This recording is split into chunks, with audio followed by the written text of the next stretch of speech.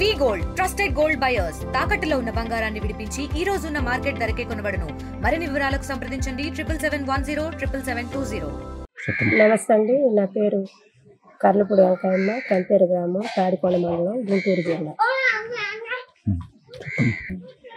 నేను గత 2022 కాడ నుంచి కూడా చాలా ఇదిగా నన్ను ఇబ్బందులు పెట్టారు వైసీపీ పార్టీ వాళ్ళు. కానీ నేను కలెక్టరేట్కి వెళ్ళి నా స్థలం గురించి బాబు గారు గెలుస్తారు, నా ఎకరున్నర పందెమని నేను సవాలు విసిరాను. దాని ప్రకారమే అందులో మార్పు వచ్చింది. అందరూ కష్టపడి బాబు గారిని గెలిపించారు. బాబు గారు కూడా మంచి పనులు చేస్తున్నారు, చాలా అభివృద్ధి చేస్తున్నారు. ఇంకా లోకేష్ గారు, బాబు గారు, డిప్యూటీ సీఎం గారు. కానీ ఒక్కసారి నన్ను గుర్తించండి అయ్యా, నేను డయాలిసిస్ పేషెంట్ని. టీబీ వచ్చింది నాకు. మా అబ్బాయికి కూడా అవుట్సోర్సింగ్ ఉద్యోగం ఇచ్చారు. నాకు ఇల్లు కడతామన్నారు అని సంవత్సరం అయ్యింది.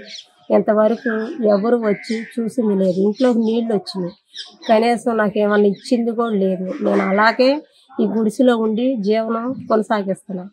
కానీ 20 రోజులు నెల కిందట ఇల్లు పడిపోయింది. అది చూడండి అంత దారుణంగా పడిపోయింది.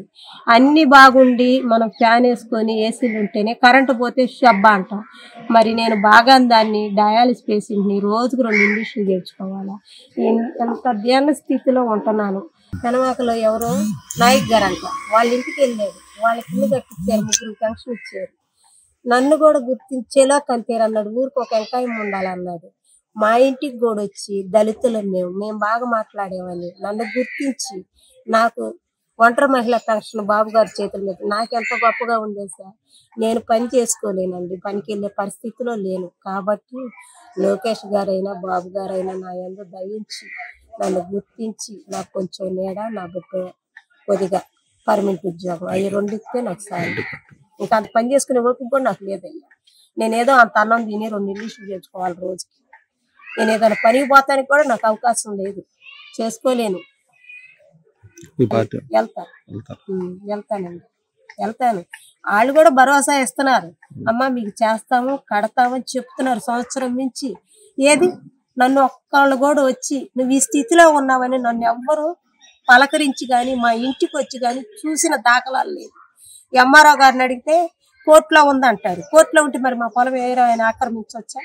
నేను మా వదిన నా మీద దొంగ కేసులు పెట్టింది. కుర్నీలు అనేవాళ్ళు కూడా అసలు నేను కర్రోళ్ళు ఆడపిల్లని, వాళ్ళది ఏందని మా నాన్న నాకు రాశాడు. అయ్యా వీళ్ళని నా పొలం నా యాండ్వర్ కావాలా, నా స్థలం నా యాండ్వర్ కావాలి. నా పిల్లోడికి ఏదో నేను బతికొండగానే కొద్దిగా పెళ్లి చేసుకున్నాను అనుకో, ఆ పిల్లోడిని పెట్టుకొని వయసు వచ్చిన పిల్లోడు నేను ఎల్లమ్మడి పోయి పడుకుంటాను. నేను అద్దె కట్టలేని పరిస్థితి. వచ్చేది 13,000 రూపాయలు. దానిలోనే నేను తినాలా, నాకు 4,000 పెన్షన్ వచ్చింది. దానిలోనే తినాలా, మందులు ఆడుకోవాలా, గ్యాస్ బండి తెచ్చుకోవాలి, బియ్యంటికి తెచ్చుకోవాలి. నేను బ్రతకాలయ్యా. ఒక్కసారి నా యందు దయించి నన్ను గుర్తించి నాకు తగిన న్యాయం చేయండి.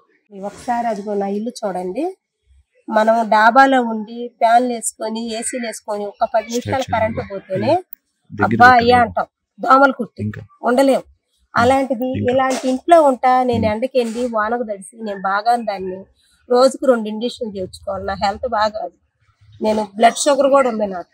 నా పిల్లోడికి ఏదో ఉద్యోగం ఇచ్చారు అవుట్సోర్సింగ్ అని, అది 13,000 రూపాయల శాలరీ వస్తుంది.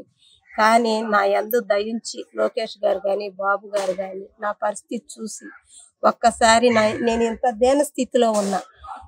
కర్రీ సుశీల మా వదిన, కర్రీ కుర్నీలు అందరూ నన్ను వైసీపీలు కూడా ఇంకా టార్గెట్ చేసి ఇది 218 గజాల స్థలం అయితే 3 సెంట్లే ఉంది. ఎంఆర్ఓ గారు కూడా దొంగ కొలత వేయించాడు సర్వేర్ గారిని పెట్టి. ఆ వీడియోలు కూడా మీకు పెడతామండి. కాబట్టి నాకు 218 గజాలు ఉంది. నా 218 గజాలు నాకు స్థలం ఇప్పించి ఈ స్థలంలో కొంచెం నాకు తడవకుండా నీడ, నా పిల్లోడికి పర్మనెంట్ అయ్యే ఉద్యోగం, నా పొలం నా యాండ్వర్, నా మీద కేసులు తీసేయాలా, నేను పెట్టిన కేసులు ఫైల్ చేయాలా. ఇంకా వైసీపీలు నన్ను టార్గెట్ చేసి భయపెట్టి ఇంకా నేను ఎదుర్కొనేదాన్ని కాబట్టి ఈ ఊర్లో తిరగలుగుతున్నాను. కనీసం నేను అదిగోండి ఆ పంచలో ఉన్నా, మొన్న వర్షానికి 2 రోజులు ఆ పంచలో ఉంటే ఆ ఎల్లుడు పడతా వర్షం కారుతున్నా కూడా కనీసం ఎవ్వరు కూడా వచ్చి నువ్వు ఎలా ఉన్నావు ఏంది అనే నా దాఖలా లేదు. నేను బాబు గారి కోసం, లోకేష్ గారి కోసం నా ప్రాణాలు ఎత్తానికి కూడా సిద్ధపడ్డా. పార్టీ కోసం నేను కష్టపడ్డా.